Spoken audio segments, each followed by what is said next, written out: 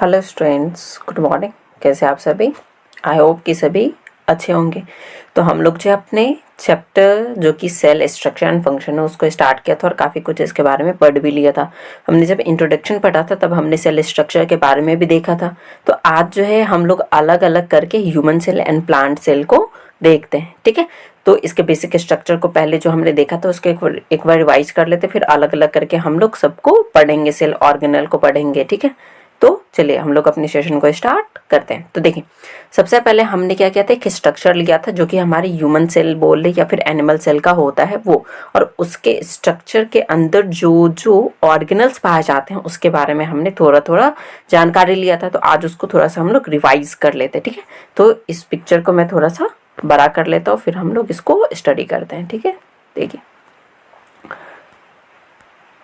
तो चलिए देखिए, सबसे पहले हम लोग चलते हैं, जो हमारा सेल होता है, सेल का जो ऑटर मोस्ट कवरिंग होता है, सेल का जो ऑटर मोस्ट कवरिंग होता है उसको हम लोग क्या बोलते हैं, उसको हम लोग बोलते हैं सेल मेम्ब्रेन। क्या बोलते हैं? Cell membrane. ये जो ऑटर मोस्ट कवरिंग हमको दिख रहा है, ये वाला, ये क्या होता है, सेल का ऑटर मोस्ट कवर होता है।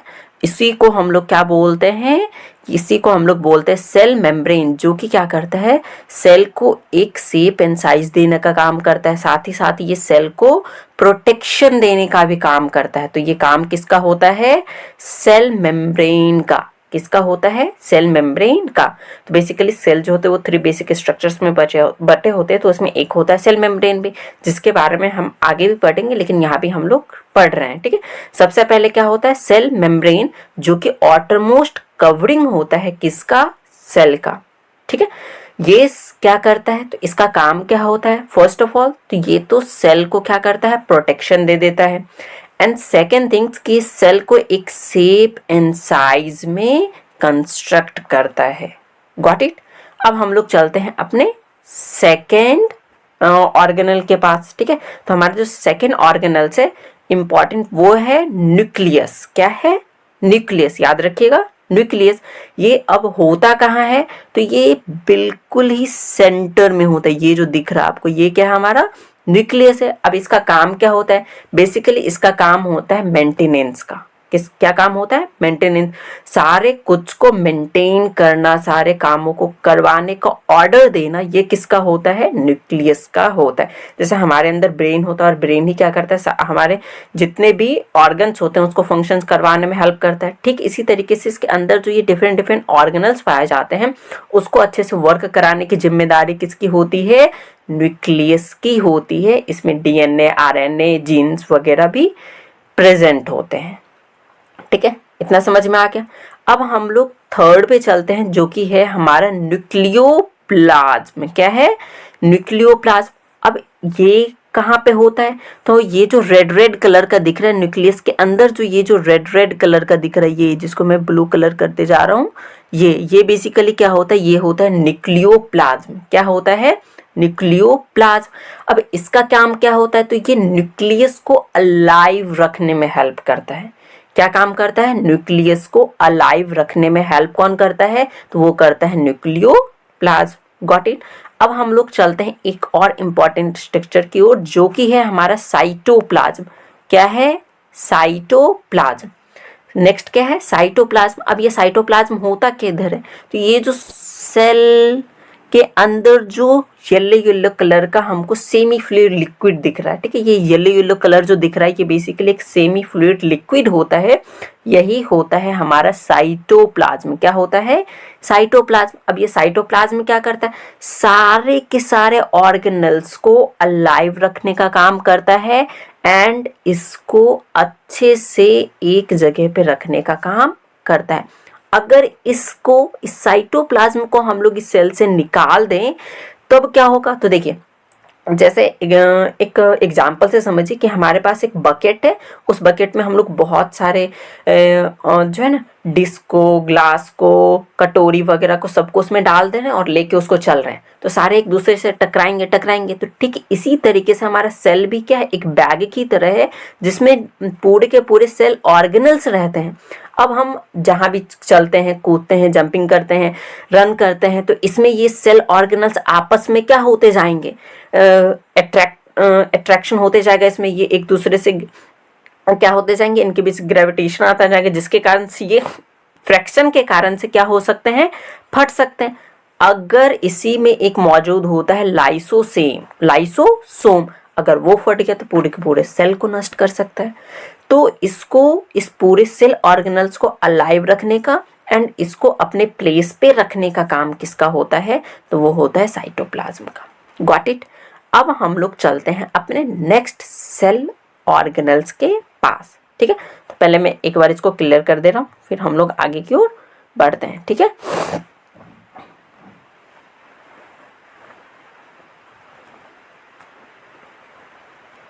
चलिए, तो अब हम लोग चलते हैं अपने नेक्स्ट सेल ऑर्गेनल के पास, जो कि है हमारा माइटोकॉन्ड्रिया। क्या है, माइटोकॉन्ड्रिया। अब ये माइटोकॉन्ड्रिया का क्या काम होता है, तो ये माइटोकॉन्ड्रिया सेल में एनर्जी बनाने का काम करता है। क्या करता है, एनर्जी बनाने का काम कौन करता है, तो ये माइटोकॉन्ड्रिया करता है, ठीक है, जिसके कारण से हम लोग डिफरेंट डिफरेंट एक्टिविटीज कर पाते हैं। Got it. नेक्स्ट के पास चलते हैं। नेक्स्ट है हमारा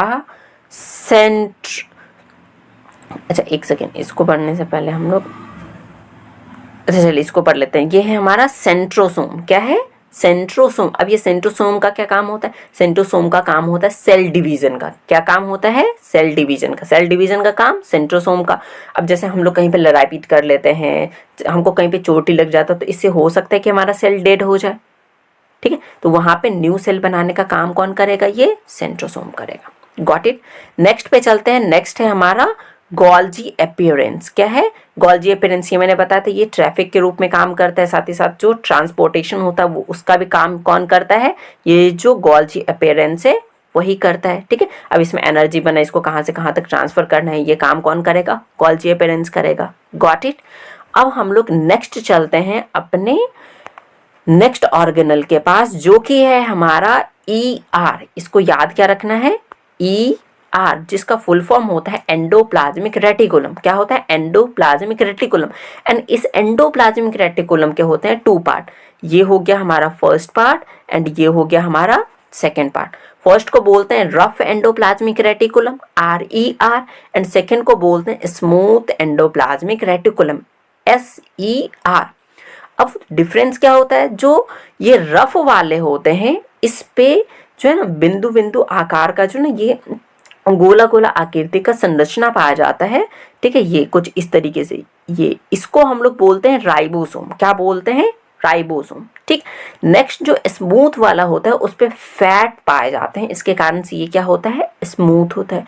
बेसिकली जो ER का काम होता है वो हमारे कोशिका को, हमारा जो सेल होता है उसमें वो एक पिलर के रूप में काम करता है, जिससे हमारा जो सेल रहता है वो पिचक नहीं पाता, अपने आकार में बना हुआ रहता है, ठीक है।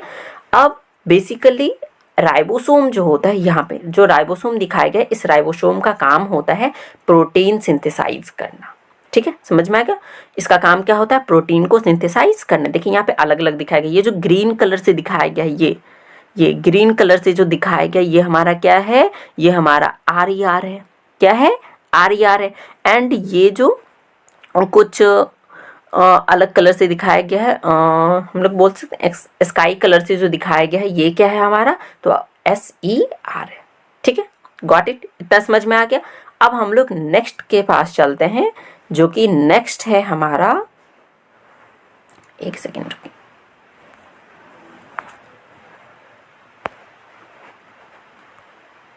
नेक्स्ट के पास चलते हैं। नेक्स्ट है हमारा लाइसोसोम। लास्ट क्या बच गया है हमारे एनिमल सेल में, लाइसोसोम। अब ये लाइसोसोम का क्या काम होता है, हमने देखा था कि न्यूक्लियस जो होता है वो सबको कंट्रोल करने का काम करता है, कि तुम ऐसे ऐसे करो, सबको काम दे देता है।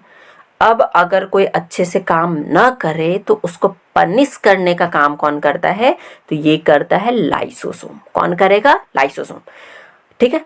कौन करता है, लाइसोसोम। अब कभी कभी क्या होता है, हमारे जो सेल में कोई ऑर्गेनल्स डेड हो जाता है, ठीक है, सेल में क्या हो गया, कोई ऑर्गेनल्स डेड हो गया। अब वहाँ पे वो रहेगा तो हमारे पूरे सेल को खराब कर देगा या नहीं कर देगा, तो उसको हटाने का काम, वो जो वेस्टेज के रूप में जो हमारा ऑर्गेनल्स रह गया उसको भी खत्म करने का काम कौन करता है, लाइसोसोम। और लाइसोसोम में एक ऐसा एंजाइम पाया जाता है जिसके कारण से वो सारे के सारे क्रियाओं को कर पाता है। अब क्या हो, चूंकि अब वो तो वैसे एंजाइम का बैग ही है, अब वो खुद फट जाए तो इस पूरे के पूरे सेल को क्या कर देगा, वो खत्म कर देगा। इस कारण से इसको बोलते हैं डेड बैग। क्या बोलते हैं, डेड बैग। और ठीक है, डेड बैग भी इसको बोलते हैं, किसको, लाइसोसोम को। Got it. अब हम लोग चलते हैं थोड़े से प्लांट वाले के पास। किसके पास, प्लांट वाले के पास। आई होप कि आपने ह्यूमन वाले को काफ़ी अच्छे से समझा होगा। अब प्लांट वाले में हमको कुछ एक्स्ट्रा नहीं समझना है, बस उसमें एक एक्स्ट्रा आ जाता है जिसको हम लोग बोलते हैं प्लास्टिड्स। क्या बोलते हैं, प्लास्टिड्स एंड वैक्यूल। जो कि वैक्यूल जो होता है वो हम लोगों में होता है। हम लोगों में भी क्या होता है, वैक्यूल्स होते हैं। हम लोगों में भी वैक्यूल्स क्या होते हैं, प्रेजेंट होते हैं। बस डिफरेंस ये होता है कि हम लोगों में जो है ये वैक्यूल्स बहुत ही छोटे होते हैं। क्या होते हैं, बहुत ही छोटे होते हैं। लेकिन जो प्लांट होती है, ये देखिए ना, प्लांट का वैक्यूल्स देखिए कितना बड़ा है। ये इसका क्या है, वैक्यूल्स है, जिसमें ये वाटर को रखते हैं, साथ ही साथ जो कुछ एक्स्ट्रा थिंग्स रहते हैं उसको ये वैक्यूल्स में रखने का काम करते हैं। ठीक है, गॉट इट। सेल मेम्ब्रेन के हम बारे में हमने पढ़ा ही। सेल का जो आउटर मोस्ट कवरिंग होता है उसको हम लोग सेल मेम्ब्रेन बोलते हैं। माइटोकॉन्ड्रिया का क्या काम होता है, एनर्जी को बनाने का काम होता है। न्यूक्लियस क्या करता है, सबको कंट्रोल करने का काम, ऑर्डर देने का काम करता है, जिसमें आरएनए डीएनए वगैरह होते हैं। ठीक है, सॉरी, न्यूक्लियस होता है। और न्यूक्लियोलस का क्या काम होता है, जो न्यूक्लियस होते हैं उसको अलाइव रखने का काम करता है। ठीक, नेक्स्ट इसी तरीके से न्यूक्लियस मेम्ब्रेन होते हैं जो कि हम लोगों में भी होता है। और ये न्यूक्लियस का जो आउटर मोस्ट कवर होता है उसी को क्या बोलते हैं, न्यूक्लियर मेम्ब्रेन बोलते हैं। ठीक, हमने देखा था साइटोप्लाज्म के बारे में हम लोग बाद में देखेंगे। हमने वैक्यूल को देख लिया। सेंट्रोसोम को देखा था। किसको देखा था, सेंट्रोसोम को, जो कि क्या करता है, सेल डिवीजन का काम करता है। ठीक है, हमने ER को देखा था जो कि दो टाइप के होते हैं, RER एंड SER। रफ वाले पे क्या होते हैं, राइबोसोम मौजूद होते हैं जो कि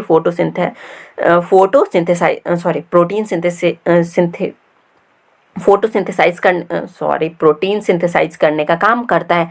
एंड जो स्मूथ वाला होता है उस पर फैट पाया जाता है। ठीक है, राइबोसोम के बारे में हमने देख लिया। नेक्स्ट था हमारा गोल्जी बॉडी, जिसको गोल्जी एफिरेंस भी बोलते थे, जो कि क्या करता था, एनर्जी को ट्रांसपोर्टेशन का करने का काम करता था। ठीक है, एक ट्रैफिक पुलिस के रूप में काम करता है। ठीक है, इतना तो समझ में आ गया होगा। अब हम लोग देखते हैं साइटोप्लाज्म के बारे में। हम लोग देख लिया था साइटोप्लाज्म क्या होता है। बेसिकली जो एक लिक्विड, सेमी फ्लूइड लिक्विड होता है जो कि सारे के सारे ऑर्गेनेल्स को अलाइव रखने का काम करते हैं। ठीक है, इतना तो समझ में आ गया। अब इसमें एक एक्स्ट्रा मैंने बोला था जो कि होता है क्लोरोप्लास्ट। क्या होता है, क्लोरोप्लास्ट। ये क्लोरोप्लास्ट जो होते हैं वो 3 तरीके के होते हैं जो कि हम लोग आगे पढ़ेंगे। ठीक है, क्लोरोप्लास्ट 3 तरीके के होते हैं जो कि आगे हम लोग पढ़ेंगे। इसी क्लोरोप्लास्ट के प्रेजेंस होने के कारण से जो लीव्स होते हैं वो ग्रीन कलर के दिखाई देते हैं। फोटोसिंथेसिस का प्रोसेस हो पाता है वो किसके कारण से, इसी क्लोरोप्लास्ट के प्रेजेंस के कारण से, जो कि सिर्फ और सिर्फ प्लांट में पाए जाते हैं। नेक्स्ट है सेल वॉल। एक एक्स्ट्रा प्रोटेक्शन दिया होता है सेल, जो प्लांट सेल होते हैं उसको, वो क्या होता है, सेल वॉल। अब देखिए, हम लोगों को एक्स्ट्रा प्रोटेक्शन के लिए हम लोगों के पास हाउस होता है, लेकिन क्या जो पेड़ पौधे होते हैं उसके पास कोई हाउस होता है, नहीं होता है। तो उसको नेचर ने एक्स्ट्रा प्रोटेक्शन दे रखा है, वही क्या है, सेल वॉल। ठीक है, जो इसको काफ़ी ज़्यादा रिजिडिटी जो है वो देता है। ठीक, आई होप कि आपको प्लांट का भी सारा ऑर्गेनल्स अच्छे से समझ में आ गया होगा। अब हम लोग चलते हैं अपने नेक्स्ट स्लाइड पे। ठीक है, नेक्स्ट स्लाइड पे यहाँ पे प्लांट एंड एनिमल सेल में जो है वो डिफरेंस दे रखा है जो कि हम ऑलरेडी बता सकते हैं। ठीक है, हमने अच्छे से ऑर्गेनल्स को पढ़ लिया तो हम लोग अच्छे से बता ही सकते हैं। बता सकते हैं, नहीं बता सकते हैं। सबसे पहला डिफरेंस दे रखा है कि जो प्लांट सेल होते हैं, प्लांट सेल का जो साइज होता है वो एनिमल के सेल के साइज से बड़ा होता है। नेक्स्ट, जो एनिमल का साइज होता है वो प्लांट के सेल से छोटा होता है। कंपैरिजन करें तो प्लांट का सेल जो होता है वो सेल वॉल से क्या होता है, इनक्लोज होता है। एंड साथ ही साथ उसमें प्लाज्मा मेम्ब्रेन या फिर सेल मेम्ब्रेन भी पाया जाता है। लेकिन एनिमल सेल जो होता है उसमें सिर्फ और सिर्फ क्या पाया जाते हैं, प्लाज्मा मेम्ब्रेन या फिर सेल मेम्ब्रेन बोल दें। ठीक है, इसमें जो वैक्यूल्स होते हैं वो क्या होते हैं, बिगर होते हैं, काफ़ी बहुत बड़े होते हैं। लेकिन हम लोगों में जो होता है ये वैक्यूल्स काफ़ी स्मॉलर होते हैं, छोटे होते हैं। ठीक है, हम लोगों में सेल वॉल क्या होता है, एब्सेंट होता है। हम लोगों में तो सेल वॉल होता है नहीं, क्योंकि हम लोगों का एक्स्ट्रा प्रोटेक्शन कौन दे देता है, घर दे देता है। ठीक है, समझ में आ गया। जो बेसिकली प्लांट सेल होते हैं उसका शेप किस एक आकार का होता है, तो वो रेक्टेंगुलर शेप के होते हैं। किस शेप के होते हैं, रेक्टेंगुलर शेप के। लेकिन जो ह्यूमन बींग्स होते हैं या फिर एनिमल का सेल होता है वो राउंड होते हैं या फिर इरेगुलर शेप के होते हैं। मैंने आपको पीछे बताया था इरेगुलर शेप वाला एक सेल जो कि हम लोगों के बॉडी में पाया जाता है, और वो क्या है, WBC। इसके अलावा जो अमीबा होते हैं वो भी क्या होते हैं, इरेगुलर शेप के होते हैं, इसलिए यहाँ पे दोनों लिखा हुआ है। ठीक है, आई होप कि आपको समझ में आया होगा। इट हैज़ क्लोरोप्लास्ट, इसके पास क्या होता है, क्लोरोप्लास्ट प्रेजेंट होता है, और हम लोगों के पास क्लोरोप्लास्ट प्रेजेंट नहीं होता है। Got it. आई होप कि आपको plant cell and animal cell में डिफरेंस अच्छे से समझ में आ गया होगा। ठीक है, तो इस तरीके से हमने जो है आज काफ़ी कुछ देखा। हमने प्लांट के ऑर्गेनल्स के बारे में देख लिया, आपने जो एनिमल ऑर्गेनल्स उसके बारे में देख लिया, साथ ही साथ हमने प्लांट एंड एनिमल सेल में डिफरेंस को भी देख लिया। आई होप कि ये वीडियो आप लोगों को काफ़ी अच्छे से पसंद आया होगा। तो प्लीज़ चैनल को लाइक शेयर एंड सब्सक्राइब जरूर करें। ठीक है, तो अब हम लोग मिलते हैं अपने नेक्स्ट चैप्टर में, नेक्स्ट फर्दर टॉपिक के साथ। तब तक के लिए बाय एंड टेक केयर।